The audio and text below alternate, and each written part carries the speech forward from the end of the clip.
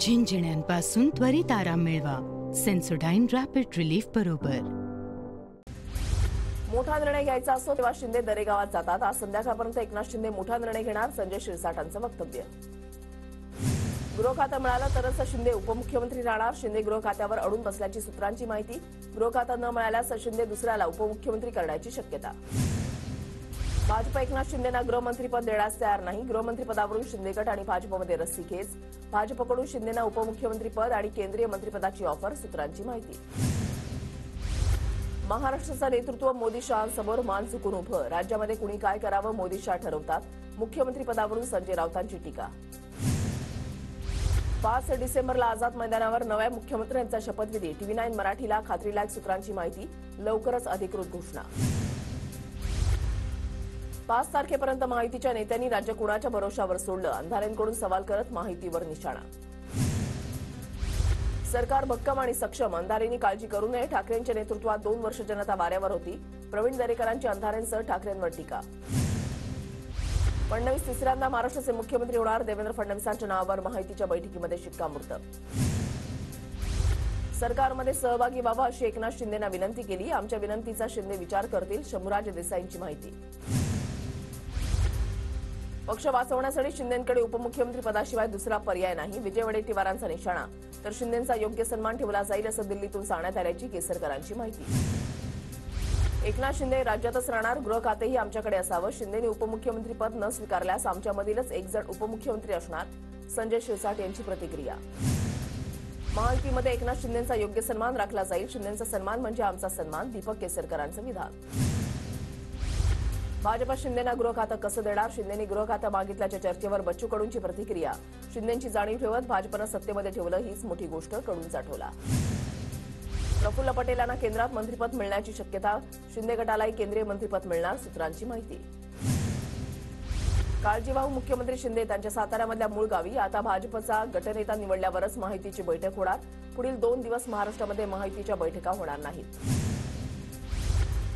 एकनाथ शिंदेना भेटण्यासाठी वर्षा बंगल्यावर शिवसेना नेत्यांची रीक, भरत गोगावले, दीपक केसरकर आणि गजानन कीर्तीकर उपस्थित, प्रहारचे नेते बच्चू कडूही वर्षावर. माहिती सरकारच्या शपथविधी सोहळ्याच्या तयारीला वेग, देवेंद्र फडणवीसांनी महापालिका आयुक्तांकडून घेतला मुंबईतील मैदानांचा आढावा, 2 डिसेंबरला शपथविधी छत्रपती शिवाजी महाराज पार्कवर होणार, उशीर झाल्यास आझाद मैदान, महालक्ष्मी रेसकोर्स, MMRDA मैदानाचाही विचार.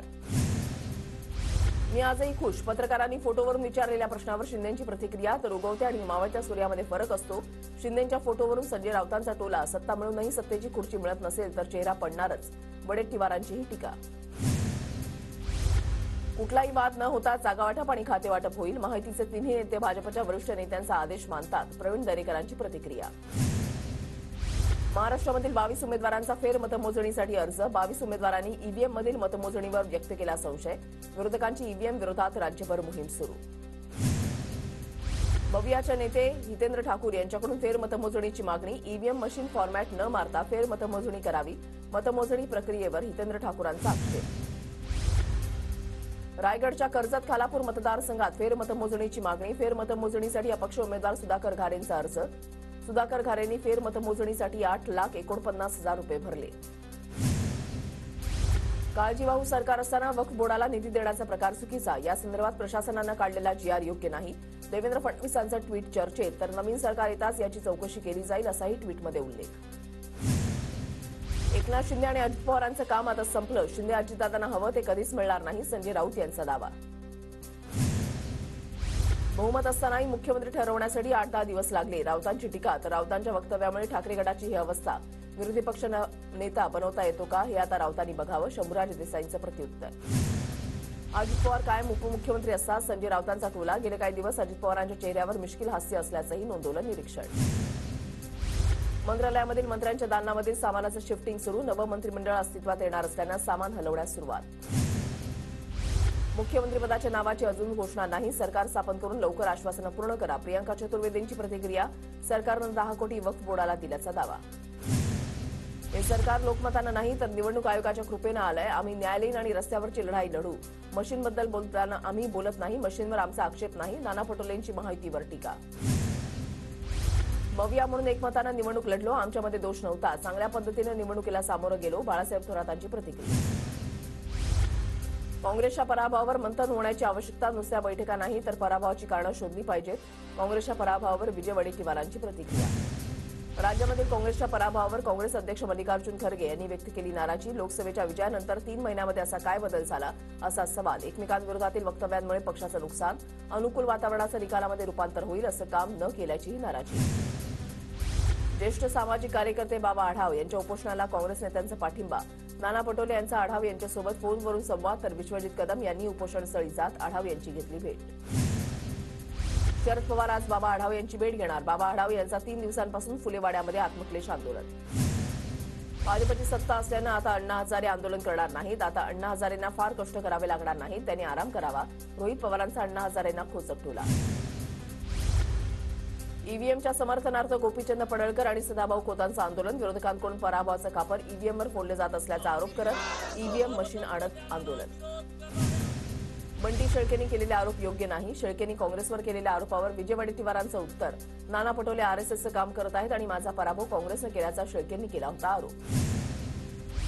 निवडणूक आयोगावर टीका करताना भाई जगतापांची जीभ घसरली. भाई जगतापांकडून आयोगाला श्वानाची उपमा, तर भाई जगतापांचं बोलणं वाचाळवीरांसारखं, प्रवीण दरेकरांचं उत्तर. लोकशाहीचा निर्णय स्वीकारला. आठवड्याचे 3 दिवस पक्ष संघटनेसाठी देणार. रत्नागिरीमध्ये ठाकरे गटाचे पराभूत उमेदवार बाळमानेंची प्रतिक्रिया. तर 8 दिवसांनी पक्ष संघटना शिल्लक राहिली तर संघटना बांधतील, उदय सामंतांचा टोला. शरद पवार गटाचे हडपसरचे उमेदवार प्रशांत जगताप यांची फेरमतमोजणीची मागणी. जगताप यांनी निवडणूक आयोगाकडे 12,74,000 रुपये भरले. अजित पवार गटाच्या चेतन तुपे यांच्याकडून जगताप यांचा 7,122 मतांनी पराभव. डोंबिवली विधानसभेमधील ईव्हीएमच्या 10 मशीनची फेरमतमोजणी होणार. ठाकरे गटाचे पराभूत उमेदवार दीपेश म्हात्रेंकडून जिल्हाधिकाऱ्यांकडे लेखी अर्ज. 4,72,000 रुपयेही भरले. डोंबिवलीमध्ये रवींद्र चव्हाणांकडून दीपेश म्हात्रे यांचा 70,000 मतांनी पराभव. आदित्य ठाकरे यांचा वरळी विधानसभा मतदारसंघामध्ये दौरा. वरळीमधील शाखांमध्ये जाऊन पदाधिकाऱ्यांची भेट घेत संवाद साधला. निवडणुकीमध्ये मी एकटाच लढलो, माझ्यासोबत कोणी नव्हतं. शिंदे गटाचे आमदार संजय गायकवाडांचा गंभीर आरोप. रणजितसिंह मोहिते पाटलांनी चंद्रशेखर बावनकुळेंची भेट घेतली. माहितीच्या विजयाबद्दल मोहिते पाटलांकडून बावनकुळेंचं अभिनंदन. सोलापूर जिल्हाध्यक्षांकडून रणजितसिंह मोहिते पाटलांच्या हकालपट्टीची मागणी. चंद्रशेखर बावनकुळे रणजितसिंह मोहिते पाटलांची हकालपट्टी करतील. श्रीकांत भारती यांची प्रतिक्रिया. महापरिनिर्वाण दिनाच्या आधी मंत्रिमंडळाचा शपथविधी घेऊ नये. आरपीआय खरात गटाचे नेते सचिन खरात यांची मागणी. गोंदियातील शिवशाही बस अपघातातील मृतांच्या नातेवाईकांचा राज्य सरकारकडून 10 लाखांच्या मदतीची घोषणा. मुख्यमंत्री शिंदे यांच्याकडून मदत जाहीर. जखमींवर योग्य उपचार करण्याचे शिंदेंचे प्रशासनाला आदेश. गोंदियातील शिवशाही बस अपघातामध्ये आतापर्यंत 12 जणांचा मृत्यू. पंतप्रधान मोदींकडून ट्विट करत दुःख व्यक्त. पंतप्रधान राष्ट्रीय मदत निधीमधून मृतांच्या नातेवाईकांना 2 लाख तर जखमींना 50,000 रुपयांची मदत जाहीर. रस्ते खराब असल्यानं गोंदियातील अपघात घडला. बसची तांत्रिक तपासणी झाली होती का हे तपासलं पाहिजे. काँग्रेस खासदार प्रशांत पडोळेंची प्रतिक्रिया. मुंबईमध्ये अंबादास दानवेंच्या घराबाहेर शिरसाटांच्या वाढदिवसाचे बॅनर झळकले. शिरसाटांच्या वाढदिवसानिमित्त मंत्रालय परिसरामध्ये बॅनरबाजी. संजय शिरसाटांना वाढदिवसाच्या निमित्तानं शुभेच्छा देणारे बॅनर झळकले. रायगडच्या रोहा शहरामध्ये आदित्य तटकरेंचे भावी मंत्री म्हणून बॅनर. कार्यकर्त्यांनी आदित्य तटकरे यांना भावी मंत्री म्हणून शुभेच्छा दिल्या. शरद पवार यांना धमकीचे कॉल करण्याला शिक्षा. गिरगाव कोर्टानं 1.5 वर्षाचा तुरुंगवास ठोठावला.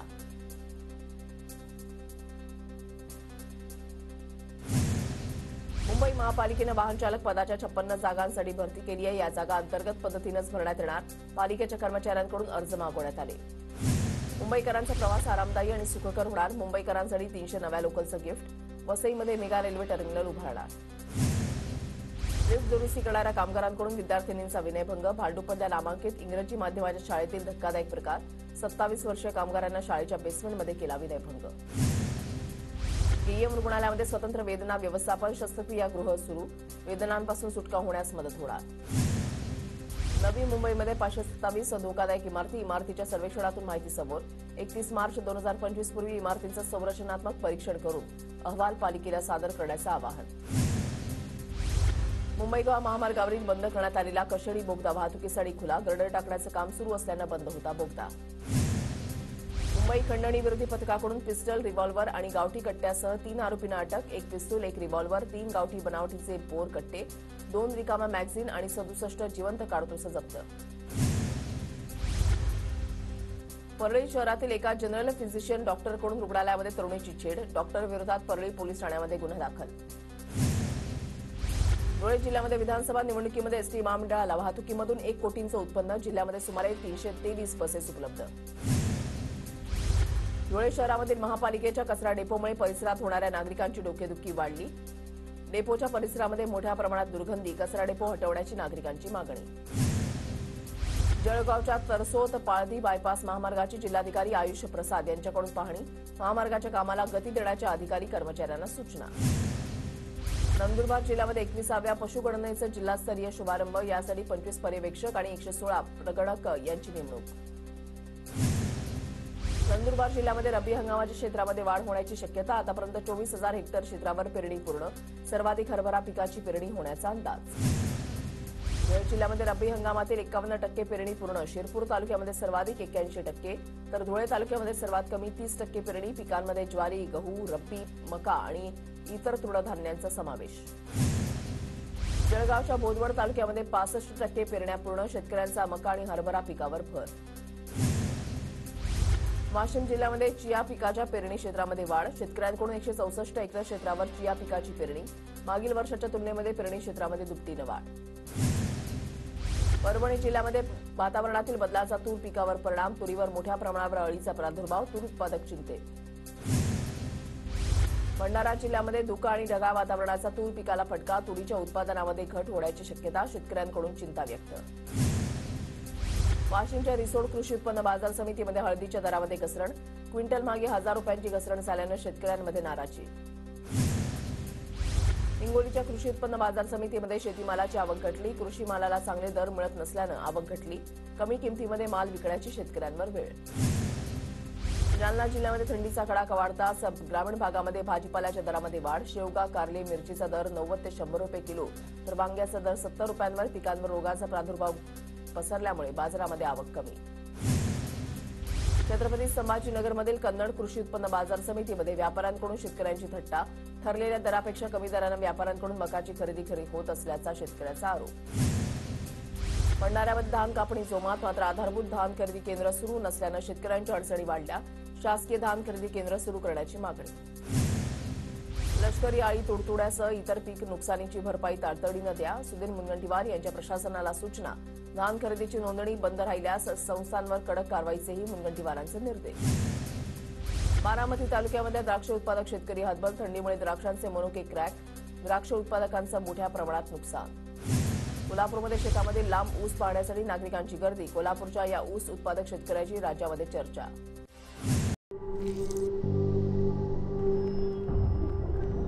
झिंझिण्यांपासून त्वरित आराम मिळवा. सेन्सोडाइन रॅपिड रिलीफ बरोबर.